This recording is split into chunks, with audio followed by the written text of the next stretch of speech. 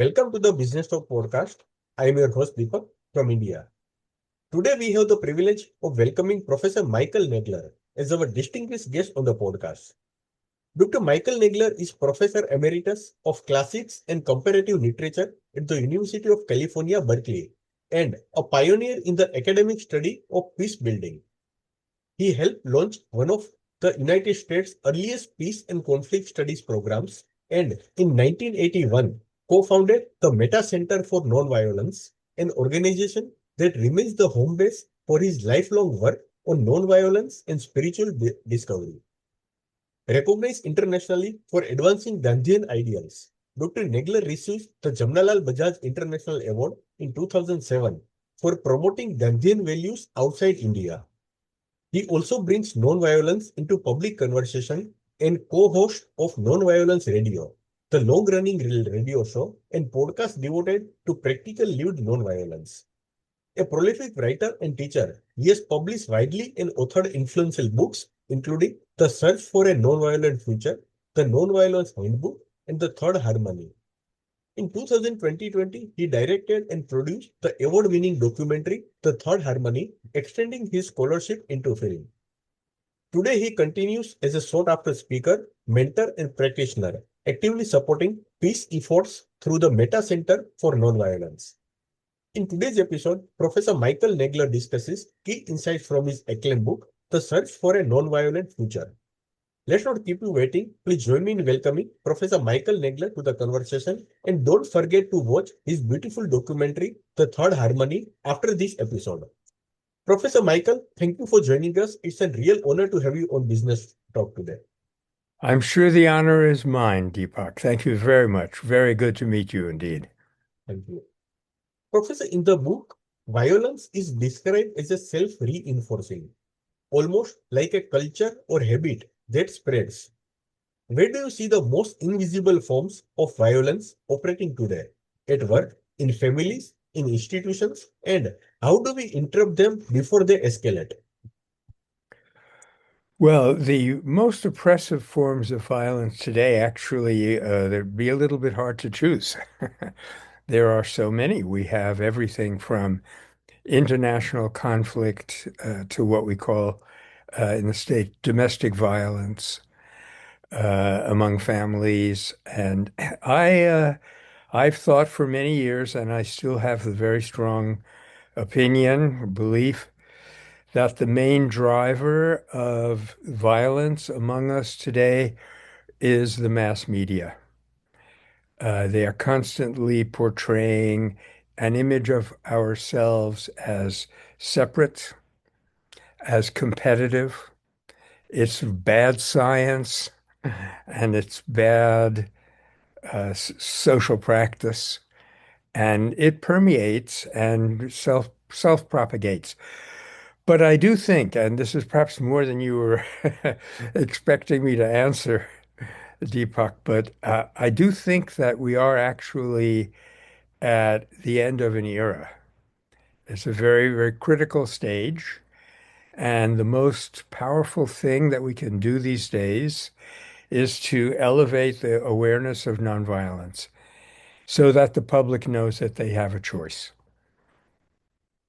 The motto of the Meta Center, or our mantra, if you will, is helping people practice nonviolence more safely and more effectively. Professor, you describe the non-violent moment as a peak experience, an instant when a person resists the automatic surge of fear or anger, and the Yeah. entire situation begins to shift. Have you ever lived through a moment like that, and what conditions made it possible? That is really the critical question, Deepak. Thank you for that.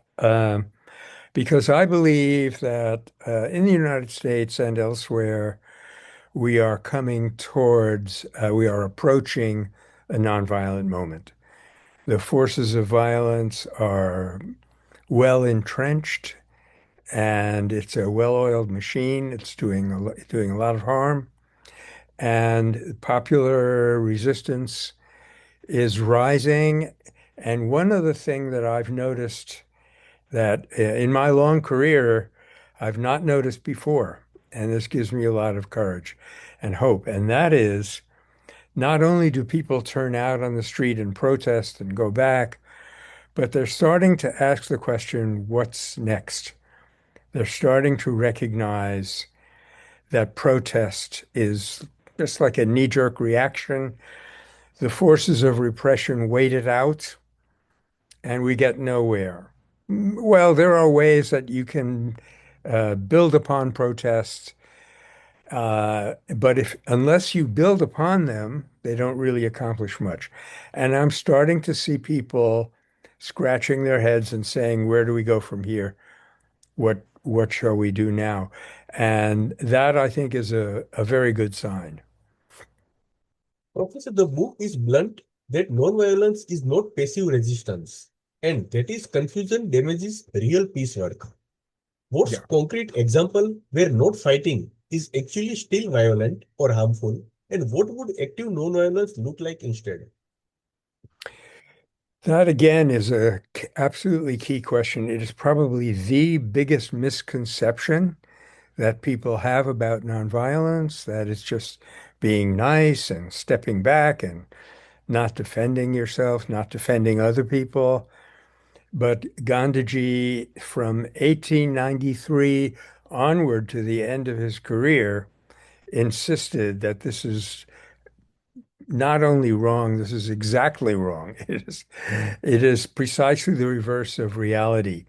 That nonviolence, he said, and this is what we are working with all the time, it's the greatest power that humanity has been endowed with. If we hadn't been endowed with that power, we probably would not be alive today on this planet. So the key now is to discover that capacity within ourselves, organize it among ourselves, and get ready for the nonviolent moment, the big crunch that I see coming in the not too distant future. So to give examples, yesterday we have, by the way, at Meta right now, a year-long course going on. And this month is dedicated to science, the science of nonviolence. And I shared this episode with participants that I hope our audience will appreciate also. There are two different kinds of capuchin monkeys, rhesus monkeys and stump-tail monkeys. Stump-tail monkeys I saw a lot when I was in India. The difference between them, aside from a slight difference in size, is that the rhesus monkeys are very aggressive and the stump-tail monkeys are very pacific, non-aggressive.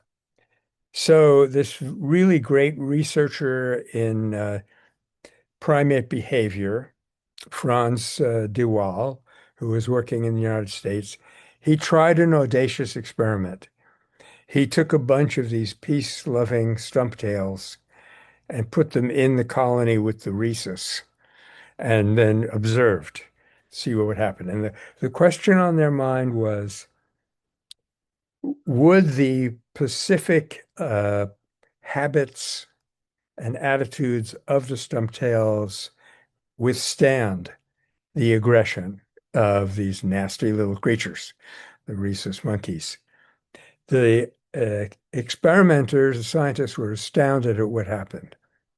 The stump-tails went in there. Not only did they stay peaceful, I mean, they would go and hand the rhesus monkey a finger and say, go ahead and bite, which hurts. Uh, Not only did they not lose their peaceful orientation, they converted the rhesus. So at the end of the experiment, they were taken out. And the next question is, how long is it going to take before the rhesus go back to the same old, same old? And lo and behold, they never did. So that shows you that in nature, there is an inherent power toward peaceableness, which is actually more effective, more, it has an overcoming advantage, let's say, over violence. So this is what gave Martin Luther King and Gandhiji and others so much hope that in the long run, if we could only make nonviolence better known, it would automatically prevail over violence. Professor, you challenge the simplistic idea of success and argues that violence can work short term but fails long term, while Yeah. non-violence can fail visibly yet still do deeper work. How should we measure outcomes in social change? Policy wins, reduce harm, relationship repair, and cultural shifts. Again, a superb question, and that is one of, I think, the biggest breakthroughs that we had going into the creation of the book. That the reason that nonviolence has not taken over, as Gandhi said it would have to do one day. He said it'll have to oversweep the world. The reason it hasn't done that yet is because we do not know what to look for in terms of success and failure. We look only toward the most superficial results.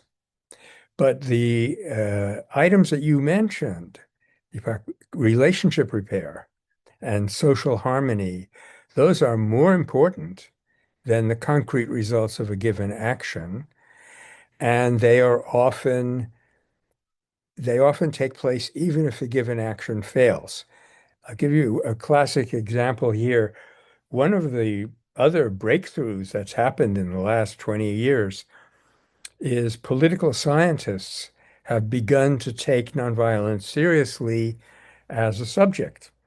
I thought, they should have done this 100 years ago, but okay, they're doing it now.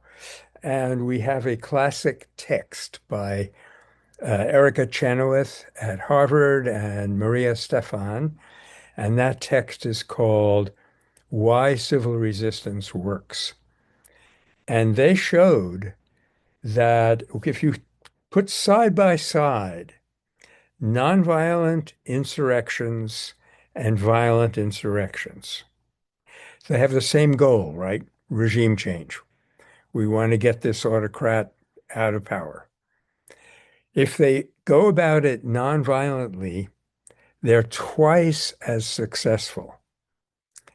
What surprised me even more than that is that it takes about one-third the time. I think we have Erica Chenoweth explaining this in the documentary that's coming up.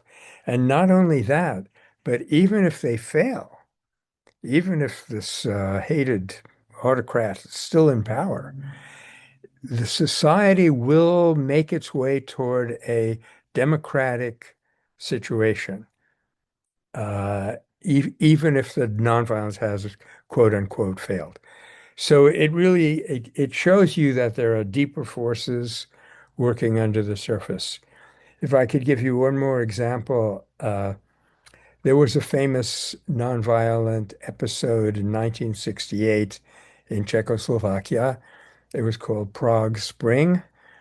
The president of Czechoslovakia, Alexander Dubček, wanted to create communism with a human face.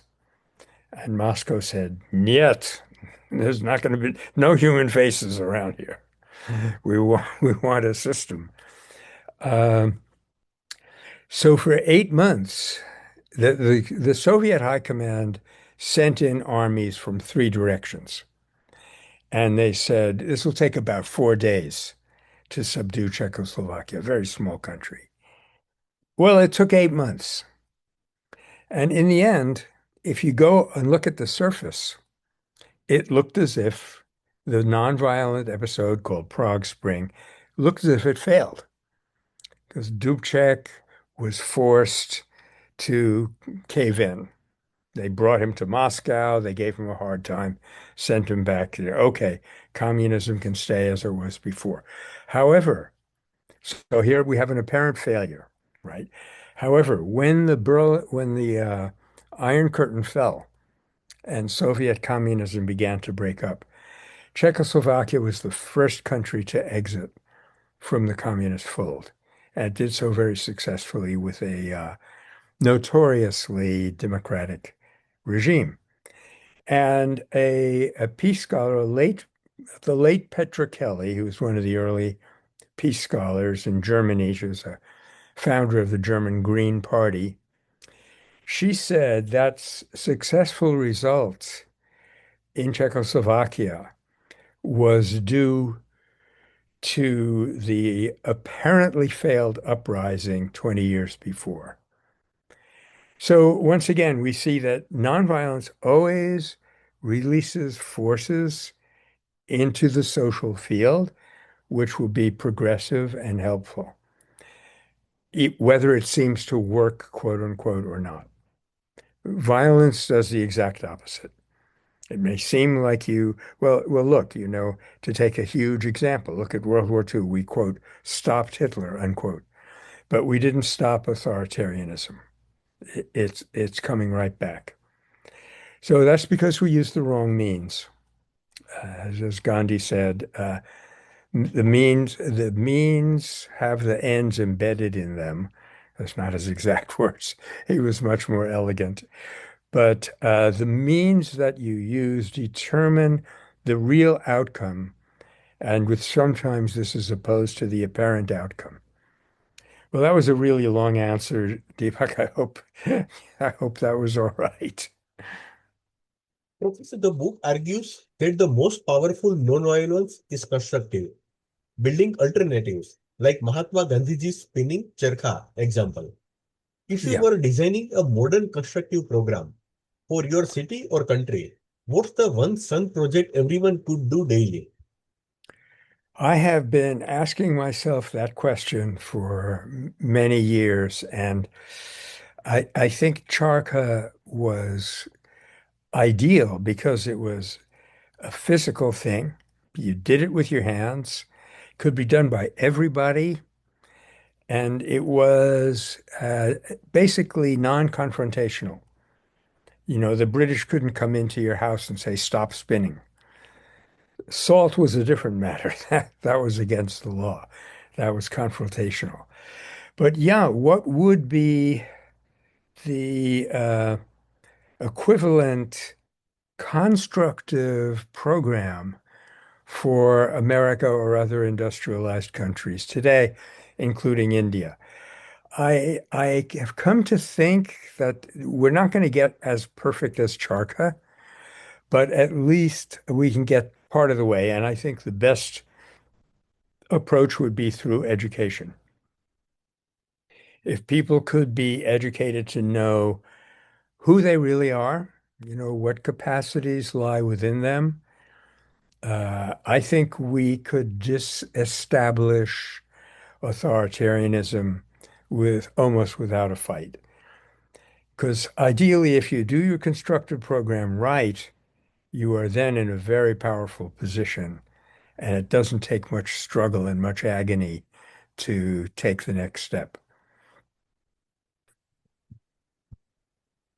Dr. Nagler, you cite research and real-world examples showing how violent or relentlessly negative media can cultivate a generalized negative frame, subtly normalizing aggression and making hostile reactions more likely across society.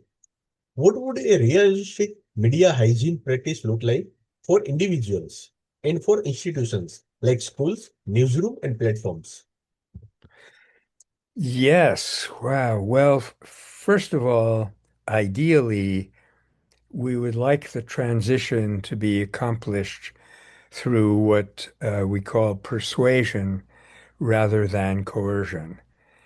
That is, rather than picketing television stations and social media creators, we would give them a sense of responsibility, a sense of a kind of awareness of the great power that they influence, and awaken in them a desire to use that power for good, not for evil, not for harmful purposes. So far, what people have been doing is documenting the harm. And I don't think that has done a lot of good because I remember, for example, one producer was asked, what kind of thinking went into your programming? And he got very indignant and said, no thinking whatsoever. In other words, people just carry on with the same old practices, even though they have been proven to be harmful.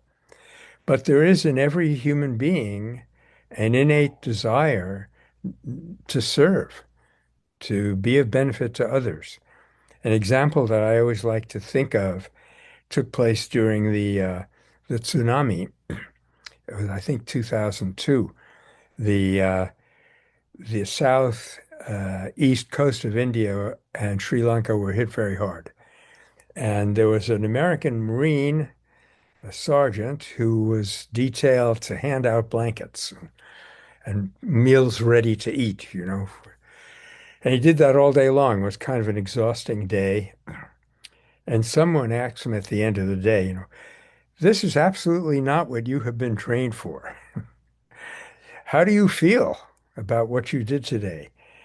And he paused for a while and he said, you know, I have been serving my country for 34 years, and this is the first day that I got any satisfaction out of it.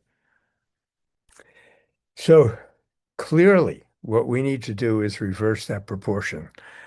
Let's have 34 years of service, constructive program, mutual aid, and maybe we could then endure one day of an outbreak of violence if we have to. Professor, the book contrasts retributive justice, means war Yeah, making, with restorative justice, like peacemaking, yeah. reintegrating offenders and healing community fabric. What is one practice you believe could realistically scale in schools and prisons to reduce repeat harm? Well, this is one area where we actually have been making some progress. In fact, my executive director here at the Meta Center, Stephanie Van Hook, she is something of an expert in mediation and restorative justice. And the advantages of restorative justice are so impressive that it has led to some progress mainly at the grassroots level, that mainly communities come together, uh, individual lawyers take to mediation and restorative practices rather than assigning punishments and things of that kind, fighting for one side or the other. They do more in the way of bringing sides together. And if you remember, it was about 1896, I think, where Gandhiji said, I finally discovered what my profession is about. As a lawyer, I am supposed to bring together parties who have been riven asunder. So, yeah, there are now institutes for the promotion of restorative justice, where the practice is you bring contending parties together, get them into a situation where they can hear one another out. Usually, it requires some kind of third party to uh, create a larger framework than the dualism, the conflict itself. And almost always you can come to some kind of agreeable conclusion, which is agreeable to both, although maybe not perfect to either.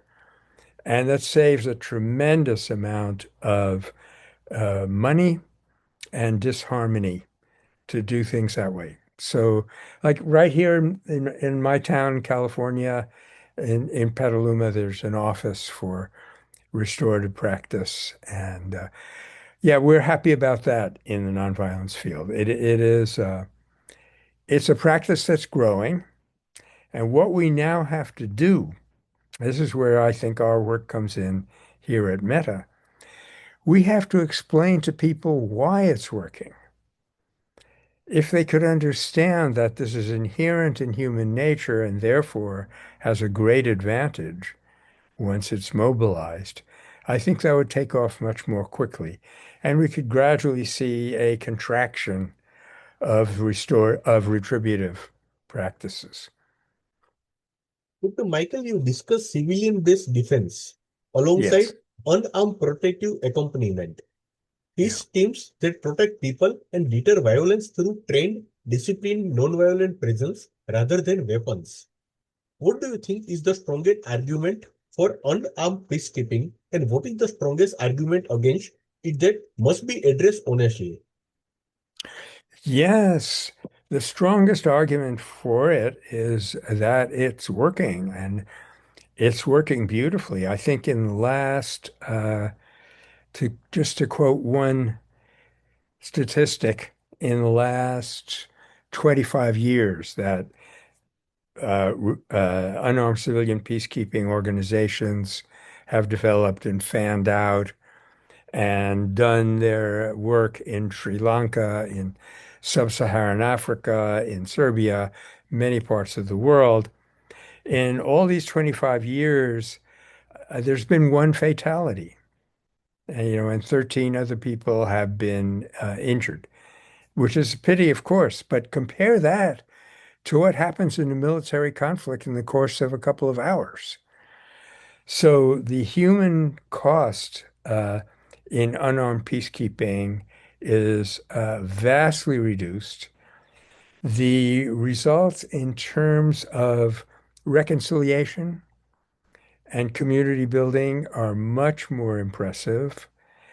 And I think there is something like 24 organizations doing this now, and there are about 190 trained volunteers who are ready to be called up. And for example, a friend of mine, Mel Duncan, who is a co-founder of Nonviolent Peace Force, which is probably the largest of these organizations, uh, they have people working in Israel, in the West Bank, and they've started to look at Gaza, like maybe they could go in there and do something to provide good offices, help people get them to medical aid, but also create a vibe, if you will, that is different from hostility and which could eventually take over. So I'm really, again, very glad you asked that because I think that unarmed civilian peacekeeping is probably one of the most important institutions that has come up in the last 20, 30 years. I think when businesses catch on to it, it will really take off like wildfire and do a lot of good. And the effort that I recently just referred to is UCPIP, Unarmed Civilian Peacekeeping in Palestine. Professor, the book connects nonviolence to inner training attention, meditation, emotional self-mastery, so you can act sanely under pressure. What daily Yeah. practice, not necessarily religious, best trains people to stay humane in conflict? I think the most effective daily practice, which fulfills perfectly the idea of being spiritual, non-religious, is meditation. And we know that there are different styles of meditation taught by different teachers. I practice something called passage meditation, where we memorize a lengthy passage. I have some of Gandhi's quotes that I use. And the technique is always the same, that you try to keep your attention on the passage and not let it get pulled away by distractions. Now, here comes the really exciting part and the surprising part. What does this have to do with conflict? Well, if I'm confronted with someone who is hostile, who's threatening me, my goodwill toward that person is feels the same as the passage. My submitting to fear or anger feels the same as a distraction. So I have practiced thousands of times not having that distraction. And that just exactly helps me to maintain my courage, equanimity, and even goodwill towards that person. And we know now from neuroscience that there are what they call mirror neurons in the brain. They're sometimes called Gandhi neurons, such that my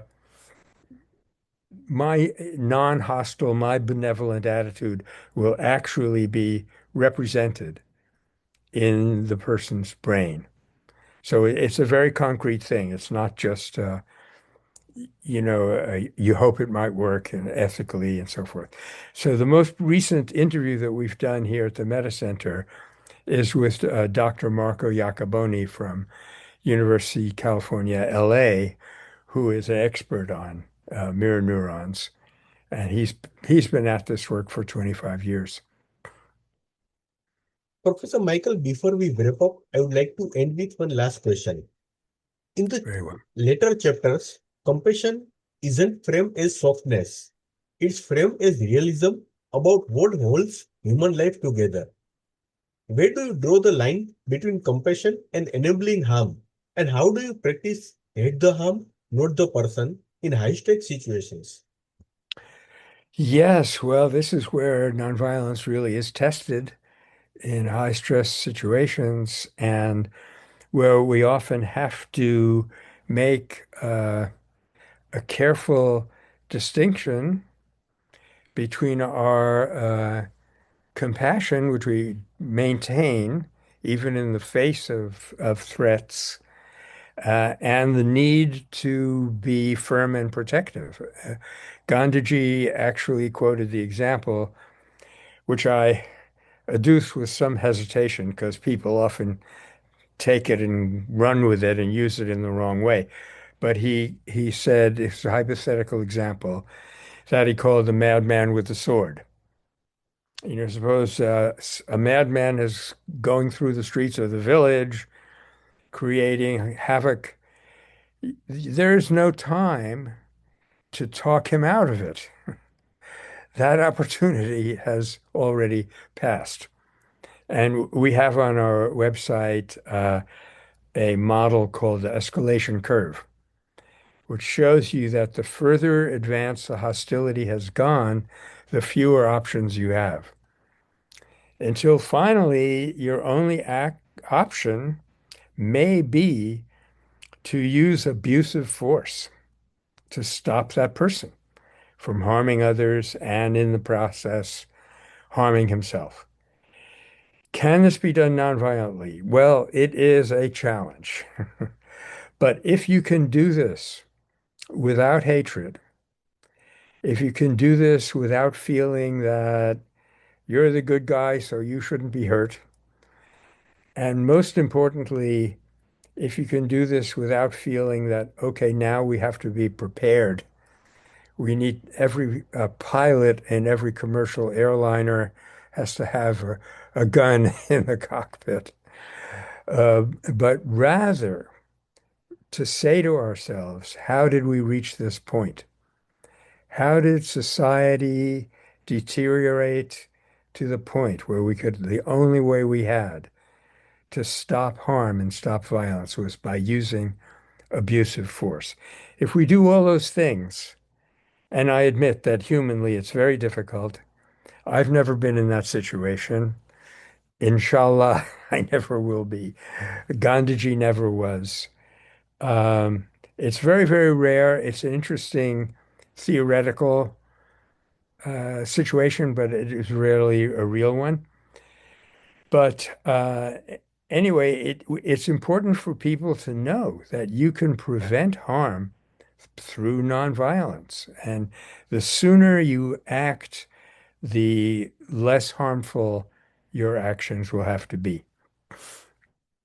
Professor Michael Nagler, thank you for joining us today and for taking us beyond slogans into the deeper discipline and possibility of nonviolence.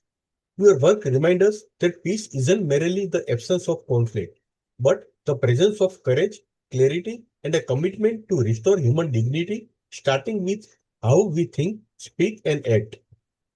I'm especially grateful for how you reframe what works, challenging us to look not only quick wins, but the lasting change that heals relationship and rebuilds community. Professor Nagler, it's been an honor learning from you. Thank you again for your time, your patience, and your lifelong dedication to this path. For our listeners, the invitation is practical as much as it is moral. Choose one place in your daily life to replace reaction with intention, and one place to build something constructive rather than only resist what's broken. Now let's watch the documentary, The Third Harmony. Thank you once again, Professor Michael Nagler. Deepak, thank you so much for giving me this opportunity. I have greatly enjoyed answering your insightful questions as best I could. Thank you.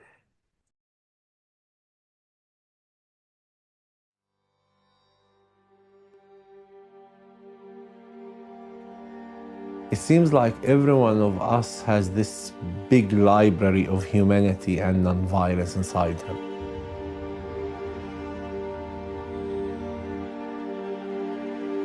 To be able to meet the human being inside you and to discuss with him about yourself.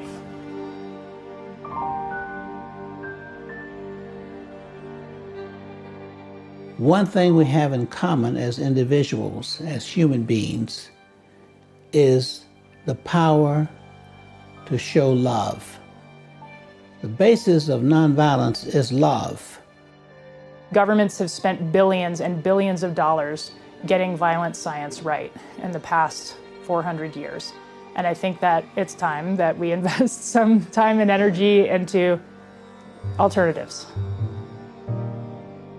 Our evolutionary mandate is to move into the peaceful cooperation because we see now that we're destroying our own infrastructure, we're destroying the planet we depend on. The status quo is just not working, and the status quo is sitting on the idea that protection, violence reduction, ending war requires more weapons. We have actually things on our plate in this moment on Earth, like the climate crisis, that is a ticking clock on those of us who would like to see nonviolence make some significant changes in this world. Some would say, like Stephen Hawking, well, we need to get off the planet and colonize elsewhere. And I say to that, if I were on the Galactic Council, I wouldn't give humans another planet before we clean this act up. If you start from the assumption that everybody has a good core in their nature, that we're all deeply interconnected, that there is no problem which cannot be resolved to the benefit of all parties. If you start with those assumptions, and even if you don't believe them, you take them on as a hypothesis, as assumptions, and you test them, and you find out that it works. It ended up with 12 of us and went down to a People's Drugstore in Arlington, Virginia. Sat down at the lunch counter. I heard a guy come up from behind me and he says, if you don't get out of this store in 2 seconds, I'm going to stab this through your heart. And in his hand was a switchblade, which by that time was half an inch or so from my heart. And I had 2 seconds to decide, well, do I really believe in nonviolence, or is there any other way I should relate to this guy? Where I would like to go looks very different from the places that we've been. I want to move beyond those systems. I want to actually create something that's aligned with my values. We have to think big. Sojourner Truth didn't think small, Martin Luther King didn't, Gandhi didn't. They had big, bold ideas. And I want our young people to not get cynical about having big, bold ideas and to really be willing to fight with love. Seeing it firsthand, seeing the power of nonviolence and feeling we really have the power to make history, to change history.